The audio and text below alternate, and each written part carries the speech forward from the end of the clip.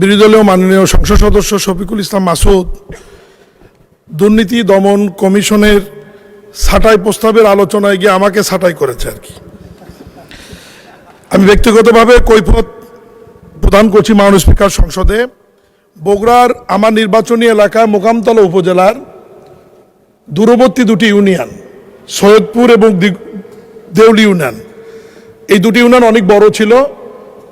স্থানীয় প্রশাসন, উপজেলা নির্বাহী অফিসার এবং জেলা প্রশাসক যাচাই বাছাই করে গণশুনানি করে সৈয়দপুর ইউনিয়নটি যেহেতু গাবতলী এবং সোনাতলা উপজেলা সীমান্তে, এই কারণে সৈয়দপুরের সাথে নাম মিল করে সীমান্তবর্তী হওয়ায় নতুন ইউনিয়নের নাম করেছেন সীমান্ত ইউনিয়ন।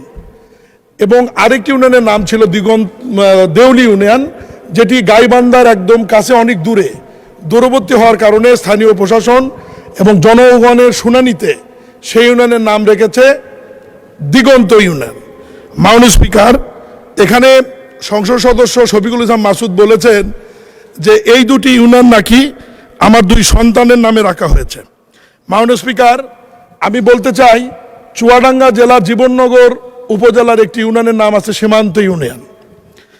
ফেনী জেলার ছাগলনাইয়ে রয়েছে সীমান্ত বাজার এবং সীমান্ত বন্দর।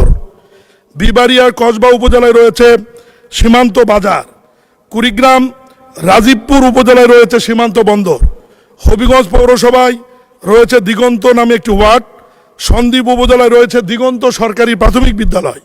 বান্দরবন চিম্বুকে রয়েছে দিগন্ত বাজার। এরকম নামকরণ সীমান্ত এবং দিগন্তর বহু নাম বাংলাদেশের বিভিন্ন জায়গায় রয়েছে। উনি কেন এর সঙ্গে আমার সন্তানদের নাম জড়িয়ে হলো? মিরাকিলে আমার সন্তানদের নামের সাথে মিলে গেছে ঠিকই, কিন্তু আমাদের সন্তানের নাম হচ্ছে আমার মীর সীমান্ত, মীর দিগন্ত। আমার যদি টেনশন থাকতো সন্তানের নামে করার, তাহলে তো আমি ইউনিয়নের নাম প্রশাসনকে বলতাম যে রাখেন মীর সীমান্ত, না হলে মীর দিগন্ত। কিন্তু নামের আগে তো মীর নাই। মাননীয় স্পিকার, আল্লাহ বাঁচাইছে যে মাননীয় সংসদ সদস্য বলেনি যে বিজেপির নির্মিত যে ব্যাংক সীমান্ত ব্যাংক লিমিটেড ওটা আমার ব্যাংক। মাননীয় স্পিকার, উনি দয়া করে যে বলেননি যে খুলনা থেকে পার্বতীপুরে যে ট্রেন যায় সীমান্ত এক্সপ্রেস, সেটিও আমার ট্রেন। মাননীয় স্পিকার, উনি যে দয়া করে বলেননি যে গুলশান একে যে দিগন্ত টাওয়ার রয়েছে, সেটিও আমার।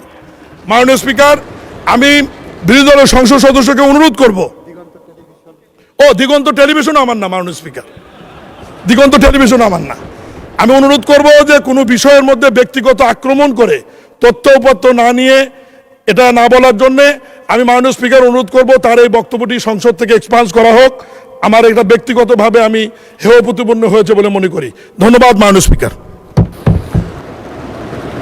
মাননীয় সদস্য, আপনি তো আপনার ব্যক্তিগত কৈফিয়ত দিয়েছেন, সুতরাং মাননীয় সদস্য যা বলেছেন সেটাও প্রসিডিংয়ে থাকবে। আপনি যা বলেছেন সেটাও প্রসিডিংয়ে থাকবে। আমরা পরীক্ষা নিরীক্ষা করে দেখব এর মধ্যে অসংসদীয় কোনো কিছু আছে কিনা।